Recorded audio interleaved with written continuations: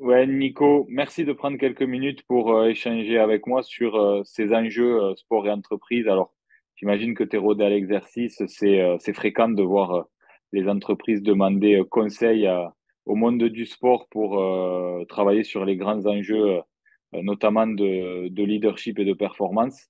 Il y a un sujet qui m'intéresse à aborder avec toi.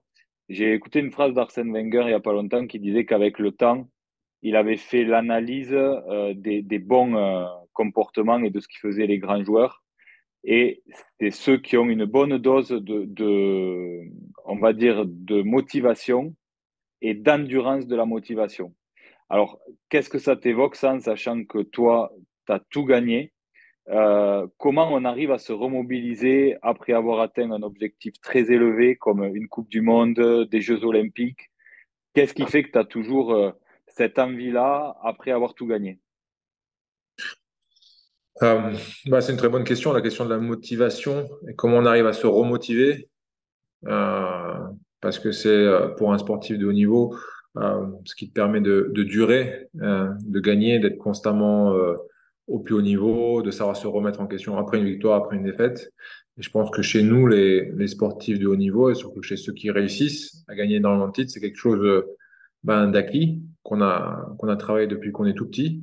C'est d'être fier de réussir à être fier de ce qu'on fait et ne jamais s'en contenter en fait. Donc c'est et c'est plus c'est presque pas de la motivation et plus de la discipline en fait. Je dirais presque une discipline de tous les jours. Savoir que tu as gagné un match, c'est très bien, c'est génial, mais tu en as un dans 3 jours. Donc tu es rejugé dans 3 jours. Tu as gagné un titre, tu es champion du monde, champion d'Europe, champion olympique, c'est génial, tu es sur le toit du monde, mais 3 jours après, une semaine après, tu as une autre compétition qui arrive et tu remets ton titre en jeu. Et tu es de nouveau jugé sur ce que tu vas faire et tu as beau avoir été champion olympique, ça te garantira aucun succès dans l'avenir. Donc c'est d'apprendre, t'es constamment là-dedans. C'est génial ce que tu as fait, mais en même temps, tu n'as rien fait. C'est Ouais, c'est très intéressant le parallèle avec la notion de discipline et tu as dit quelque chose qui est très intéressant et qui recoupe les enjeux de l'entreprise, notamment autour de ce qu'ils appellent eux, la conduite du changement et la capacité d'adaptation. Tu as parlé de capacité de remise en question. Et en fait, je me rends compte que dans les entreprises, c'est quelque chose qui est moins inné. Dans le monde du sport, il y a une question de temporalité. Comme tu le disais, tu es jugé tous les 3 jours. Donc, tu n'as pas le temps d'attendre que le coach te débriefe. Tu es obligé de te débriefer toi-même. Et je pense qu'inconsciemment, on grandit avec cette exigence individuelle et cette capacité d'analyse et d'autocritique.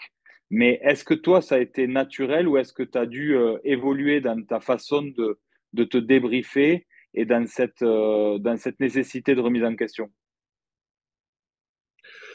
Euh, en fait, ça a été naturel dans le sens où j'ai appris ça depuis très jeune, depuis très petit. J'ai été confronté dès mes 16, 17 ans au plus haut niveau. Et donc, j'ai appris très vite à débriefer ma performance collective, bien sûr, mais aussi individuelle. Savoir ce que j'ai fait de bien, ce que j'ai pas fait de bien. Apprendre à, quand tout va bien, redescendre un peu d'un cran, regarder ce qui n'a pas forcément été bon. Ah, quand tout va mal, au lieu de sombrer au fond du trou et perdre la confiance, regarder ce qui a été bien et positiver. Donc, c'est quelque chose qu'on fait en permanence. Donc, on acquiert ce, ce principe d'auto-évaluation. Et ce que tu disais aussi, qui est très, très important quand on est dans le haut niveau, c'est l'adaptation, cette faculté de s'adapter à tout environnement, tout changement, parce que dans le sport, ça va très, très vite. On peut changer ton coach du jour au lendemain, tu peux changer de club du jour au lendemain, tu peux du jour au lendemain te blesser et être absent, out pendant 7, 8, 9 mois, et là, tu n'es plus un joueur de handball, tu n'es plus un sportif de haut niveau, tu es un sportif blessé, et le mindset doit complètement changer. Donc, euh, cette faculté de remise en question est hyper importante dans le sport de haut niveau, mais la faculté de s'adapter, je pense que c'est ce qui fait aussi la différence dans le haut niveau, savoir s'adapter à toutes les conditions. Tu pars jouer dans le fin fond de l'Allemagne, 2 mois après, tu peux partir dans un autre endroit avec un autre coach. Ton coach peut changer, c'est quelqu'un qui était proche de toi, qui t'accompagnait, qui t'a fait progresser. Tu peux partir sur un autre coach avec lequel tu t'entends pas du tout. Donc, s'adapter et être ils appellent ça en anglais coachable, être capable d'être adapté à tes coachs, à ce qu'on te demande, à comprendre ce qui t'est demandé. Ça peut être différent d'un jour à l'autre. Donc, ouais, ce sont des problématiques qu'on rencontre dans le sport de haut niveau et on y est confronté tous les jours et ça nous permet de grandir. C'est très intéressant. Là maintenant, je voudrais qu'on aborde la notion de leadership.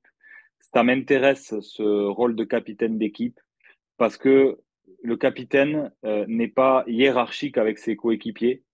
Il a cette double casquette de joueur qui doit gérer sa performance individuelle et de leader qui doit prendre les décisions importantes, des fois sous la pression pendant les matchs. Ça, c'est un sujet très intéressant sur la façon dont s'acquiert le leadership quand tu n'es pas hiérarchique. J'ai eu une discussion là-dessus avec Thierry Dussautoir où il disait que le vrai sujet, c'est de trouver la légitimité et c'est de se sentir à l'aise avec sa légitimité. Quel est ton regard à toi avec toutes ces années de capitana sur la façon dont tu as évolué en tant que capitaine dans la méthode de message à faire passer, de bonne énergie à impulser à ton groupe? Est-ce que l'expérience t'a fait changer de mode de leadership? Alors, moi, dans ma carrière, c'est très paradoxal. Et donc, j'ai fait l'expérience du capitanat. Mais il y a des moments, j'ai pas eu le capitanat, alors que j'étais tout à fait légitime et que j'aurais pu l'avoir, mais j'en ai pas voulu. Euh, et je me suis retrouvé dans des équipes où j'avais un capitaine, mais où j'étais plus légitime que lui à l'être. Et donc, pour moi, la question du capitanat dans une équipe, et je pense que c'est un peu le rôle du leader qu'on écrit, c'est pas forcément le brassard, dans mon expérience, qui fait le capitaine. Le brassard, c'est important parce que ça donne voilà, une importance aux joueurs, une Un responsabilité statut, c'est et un un statut. statut. Mais le brassard, surtout le statut de capitaine, en fait, le capitaine, c'est un lien entre le staff, donc les coachs et les joueurs. C'est quelqu'un qui va réussir à faire passer les messages du coach, être proche des entraîneurs et des joueurs pour pouvoir être ce relais dans les deux sens. Ça va faire redescendre les informations, ça va faire remonter les informations sans que ce soit au détriment de l'un des deux groupes. Et Et en donc, faire et en faire le tampon aussi. et faire le tampon aussi et savoir voilà et aussi avoir un rôle aussi un petit peu plus extra sportif auprès des joueurs pour parce que les joueurs c'est pas que ce qu'il y a sur le terrain, c'est avoir un rôle aussi un petit peu extra sportif, c'est-à-dire il y a ce qui se passe sur le terrain, il y a ce qui se passe en dehors, il faut aussi comprendre et être capable de l'analyser et de le prendre en compte et être disponible en fait pour tous les joueurs si jamais il y a des moments un peu plus durs, un peu d'incompréhension. Donc il y a tout ce rôle-là qui est rajouté quand on porte le brassard en plus du rôle de leader, quand on est sur le terrain, leader par l'exemple, qui est pour moi la plus belle forme de leadership, c'est l'exemple, ce qu'on fait sur le terrain, ce qu'on fait à l'entraînement, l'intensité, l'engagement, le sérieux qu'on met en tant que leader, avec énormément d'années d'expérience, qui oblige tout le monde, euh, les petits nouveaux qui rentrent, à se mettre à ce niveau, au même niveau d'exigence et d'implication, parce que justement le leader, celui qui est là depuis tant d'années, le fait et le fait naturellement. Et ça oblige en gros toute l'équipe à se mettre à ce niveau d'exigence parce qu'ils se disent si lui le fait après 20 années de carrière, je suis obligé de le faire parce que sinon c'est pas possible. C'est ma manière de m'intégrer. Donc là, c'est cette dualité, ce double rôle-là du leader qui vient, quand on a le brassard, être complété par cette forme un petit peu de tampon, comme tu disais, avec le staff et auprès des joueurs. C'est intéressant au-delà du brassard, donc il y a ce leadership que tu as toujours eu en étant capitaine ou en étant un des relais importants dans les équipes dans lesquelles tu as évolué. Et j'ai une dernière question pour rebondir sur ce que tu as dit avant, c'est la notion de transmission. Je sais que ça te tient à cœur et c'est vrai que ce qui frappe positivement avec le hand français, c'est cette capacité à durer dans la performance en intégrant avec parcimonie de nouveaux éléments qui très vite se mettent au niveau. Est-ce qu'il y a une recette secrète pour bien transmettre et quel rôle toi tu considères avoir à jouer dans cet enjeu de transmission pour maintenir la performance de l'équipe? Ben, Ce que tu dis avec la transmission, et avec ce qu'on a réussi à faire dans l'équipe de France de handball depuis les années 90 avec notre premier titre de champion du monde en 95 avec les Barjots.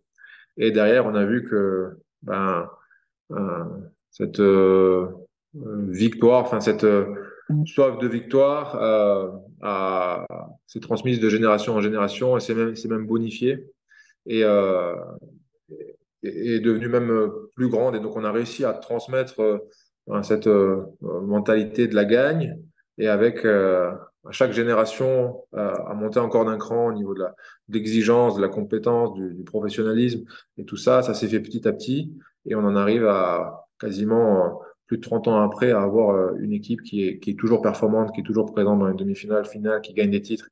Et donc, euh, c'est un projet collectif, mais la transmission se fait aussi individuellement en ayant des personnalités au sein de l'équipe, des leaders qui vont faire la transition, qui vont expliquer, ou parfois même pas forcément avec des mots, juste avec leur comportement, ce que c'est aux nouveaux qui rentrent en équipe de France, ce que ça implique, ce que ça demande d'engagement, de discipline, d'implication. Et c'est ça la force de notre équipe de France, c'est qu'individuellement, on a toujours eu des grands joueurs qui étaient grands par le talent, mais aussi par leur leadership de l'exemple, par l'implication qu'ils mettaient et par euh, l'importance qui donnait au maillot bleu et par l'obligation d'engagement que ça demandait quand on portait le maillot bleu. Et ça rejaillit sur tout le reste de l'équipe.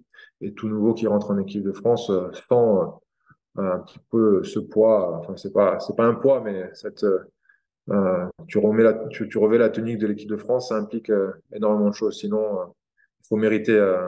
C'est pas juste de rentrer en équipe de France, il faut aussi mériter de porter ce maillot. Et donc, cette transmission de valeur, c'est fait comme ça. Ouais, c'est la transmission de valeur, c'est un mot important. Je vais terminer finalement sur une dernière question qui me vient comme ça. On sait que dans le sport professionnel, l'équilibre est très fragile dans la performance. L'équilibre et la dynamique d'un vestiaire, elle est fragile. Il y a des personnalités fortes, des égos.